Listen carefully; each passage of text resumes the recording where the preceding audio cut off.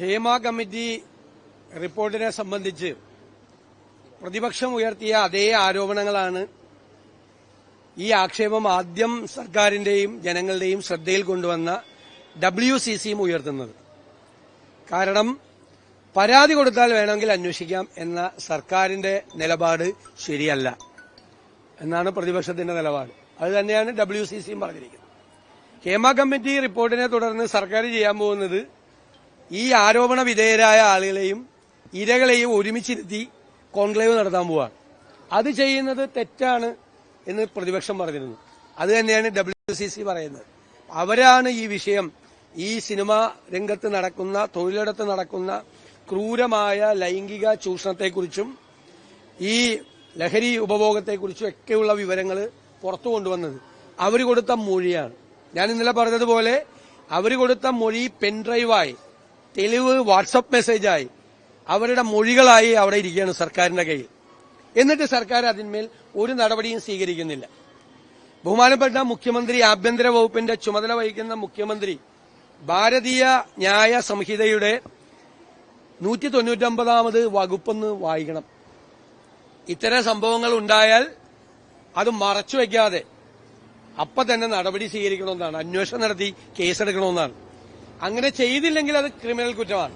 ചെയ്തില്ലെങ്കിൽ സർക്കാർ 4.5 വർഷമായിട്ട് ഗുരുതരമായ ക്രിമിനൽ കുറ്റങ്ങളുടെ പരമ്പര ഈ തൊഴിലിടത്തിൽ നടന്നു എന്ന് സർക്കാരിന് അറിവ് കിട്ടിയിട്ടും അത് മറച്ചുവെച്ച് ചെയ്തിരിക്കുന്നത് ഭാരതീയ ന്യായ സംഹിതയുടെ 199ാമത് വകുപ്പ് വഴി കുറ്റകരമായ ഒരു കാര്യമാണ് ചെയ്തിരിക്കുന്നത്. അപകടകരമായ കാര്യമാണ് ചെയ്തിരിക്കുന്നത്. സർക്കാർ യഥാർത്ഥത്തിൽ വേട്ടക്കാരോടൊപ്പമാണ്. അവരെ സംരക്ഷിക്കാൻ വേണ്ടിയിട്ടാണ് 4.5 കൊല്ലമായി അവർ ശ്രമിച്ചുകൊണ്ടിരിക്കുന്നത്.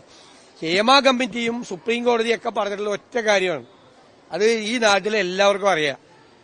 ലൈംഗിക ചൂഷണത്തിന് ഇരയാവുന്ന ഈ ഇരയുടെ ഐഡന്റിറ്റി വെളിപ്പെടുത്തരുത്. അത് ആർക്കറിയാൻ പാടുള്ളത്?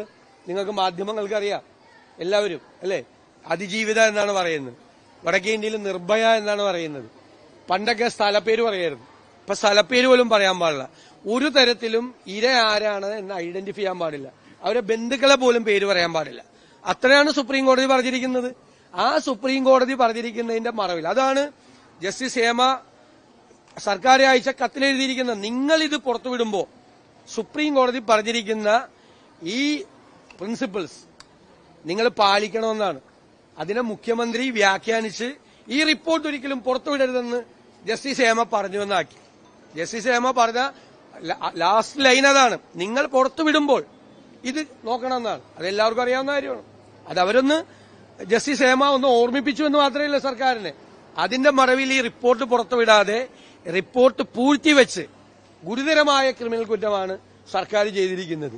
ഈ സിനിമ കോൺക്ലേവ് എന്ന് പറയുന്നത് ആരോപണ വിധേയരായ ഇവരെയും ഇരകളെയും ഒരുമിച്ചിരുത്തി ഈ ഇരകളായവരെ അപമാനിക്കുകയാണ്.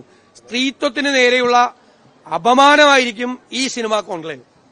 ഒരു കാരണവശാലും അത് നടത്താൻ പാടില്ല. ഈ കുറ്റക്കാരായ ആളുകൾ, സിനിമയിലെ എല്ലാവരും കുഴപ്പക്കാരൊന്നുമല്ല, പക്ഷേ സിനിമയിൽ കുറ്റം ചെയ്ത ആളുകൾ, ഈ കുറ്റം ഗുരുതരമായ കുറ്റം, പോക്സോ കേസ് അട്രാക്ട് ചെയ്യുന്നത് അടക്കമുള്ള ഗുരുതരമായ കുറ്റം ചെയ്ത ആളുകളെ നിയമത്തിന്റെ മുന്നിൽ കൊണ്ടുവന്നേ മതിയാവും. ഇല്ലെങ്കിൽ നിയമപരമായ നടപടികളുമായി ഞങ്ങളും പോകും.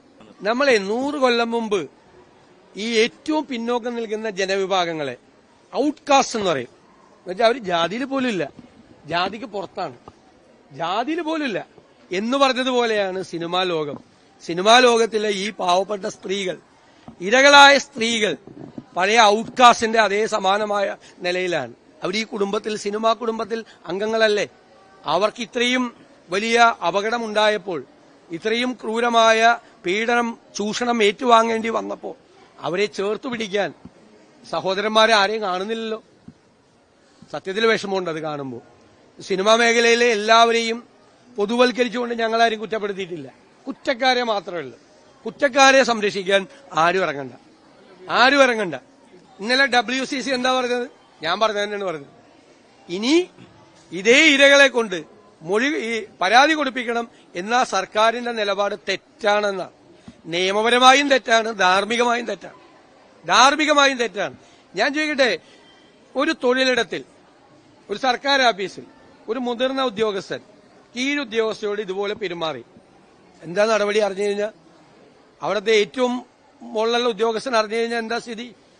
അത് ഈ ഇരയായ ആ സ്ത്രീക്ക് അപമാനമാവും ഈ സംഭവം പുറത്തറിഞ്ഞാൽ. അതുകൊണ്ട് അത് മൂടിവെക്കില്ല. He has to inform the police, then police has to investigate, then take the case.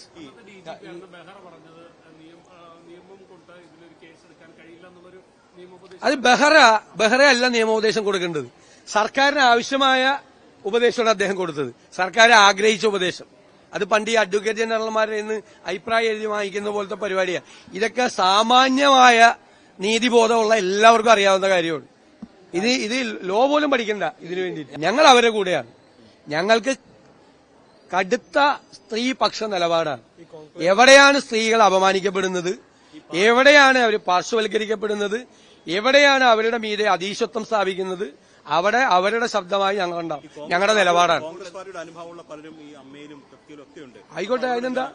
അല്ല, അവരോട് എല്ലാവരോടും കൂടി പറയാനുള്ളത്, അവരവരുടെ സഹോദരിമാരായി കൂടെ പ്രവർത്തിക്കുന്ന ഈ പാവം സ്ത്രീകളെ കണ്ട് അവരുടെ അഭിമാനം സംരക്ഷിക്കാൻ വേണ്ടി അവർ മുൻനിരയിൽ നിൽക്കണമെന്നാണ് എനിക്ക് പറയാനുള്ളത്. എല്ലാവരോടും. കോൺക്ലേവ് പിന്നെ അല്ലാതെ ആരോപണ വിധേയനായവനെ ഇപ്പുറത്തും അതിന്റെ അപ്പുറത്ത് ഇരകളായ സ്ത്രീകളെ തിരുത്തി ഈ പാവം പെൺകുട്ടികളെ അപമാനിക്കല്ലേ സർക്കാർ ചെയ്യുന്നത്? അതിന് ഞങ്ങൾ സമ്മതിക്കില്ല. അത്തരം ഒരു കോൺക്ലേവ്, ഈ ആരോപണ വിധേയരായ ആളുകളെ പങ്കെടുപ്പിച്ചുകൊണ്ട് ഒരു കോൺക്ലേവ് നടത്താൻ സർക്കാർ തുനിഞ്ഞാൽ അതിന് ഞങ്ങൾ ശക്തിയായി എതിർക്കും. ഇപ്പോ മന്ത്രിസഭയിൽ മന്ത്രിയായിരിക്കുന്ന ഗണേഷ് കുമാറിന് ഇതിൽ പങ്കുണ്ടോ എന്ന് അന്വേഷിക്കട്ടെ. ഞാൻ കഴിഞ്ഞ ദിവസം പറഞ്ഞ അദ്ദേഹത്തിനോട് മറുപടി പറയാനാണ് പറഞ്ഞത്. അന്വേഷിക്കട്ടെ. ഇത് ഞാൻ പറഞ്ഞില്ലേ, ഞങ്ങൾ ഈ വിഷയം കൊണ്ടുവരുന്നത് നിങ്ങളൂടി മനസ്സിലാക്കണം, രാഷ്ട്രീയമായിട്ടല്ല. ഞങ്ങൾ വയനാട് വിഷയം ഉണ്ടായപ്പോ രാഷ്ട്രീയമായിട്ടാണ് ഞങ്ങൾ അതിനെ കൈകാര്യം ചെയ്തത്. ഞങ്ങൾ ഈ വിഷയത്തെ രാഷ്ട്രീയമായിട്ടല്ല കാണുന്നത്. ഇതൊരു സ്ത്രീ വിഷയമായിട്ടാണ് കാണുന്നത്. ഒരു സ്ത്രീപക്ഷ നിലപാടാണ് ഈ കാര്യത്തിൽ. അല്ലാതെ ഗവൺമെന്റിനെ ഇതിനനുസരിച്ച് 4 പൂളിയേക്കാം എന്ന് വിചാരിച്ചിട്ടല്ല ഞങ്ങൾ വന്നിരിക്കുന്നത്. ഞങ്ങളൊരു ഇത് നിലപാടാണ്. ഈ നിലപാട് കേരളത്തിന്റെ പൊതുസമൂഹത്തിലേക്ക് വേണം. പ്രതിപക്ഷം എന്ന നിലയിൽ ഞങ്ങൾക്ക് ധാർമ്മികമായ ഉത്തരവാദിത്വമുണ്ട്. അതുകൊണ്ടാണ് ഏത് കൊലകൊമ്പനാണ് ഇതിന്റെ അകത്ത് ആരോപണ വിധേയരായിരിക്കുന്നത് എന്നൊന്നും നോക്കാതെയാണ് ഞങ്ങൾ ഈ നിലപാടെടുത്തിരിക്കുന്നത്. പലരും മടിക്കുന്നത് അതുകൊണ്ടാണല്ലോ. വളരെ പ്രധാനപ്പെട്ട ആളുകൾ ഇതിനുണ്ടാകും എന്നതുകൊണ്ടാണല്ലോ പലരും മടിക്കുന്നത്, മിണ്ടാതിരിക്കുന്നത്. ഞങ്ങൾ മിണ്ടുന്നത് ഇതിന്റെ അകത്ത് ആളുകളുടെ വലിപ്പച്ചെറുപ്പമല്ല, അപമാനിക്കപ്പെട്ട സ്ത്രീകളെയാണ്, നീതി നിഷേധിക്കപ്പെട്ട സ്ത്രീകൾക്ക് വേണ്ടിയിട്ടാണ്. അവർക്ക് നീതി കിട്ടുന്നത് വരെ ഞങ്ങൾ പോരാടും.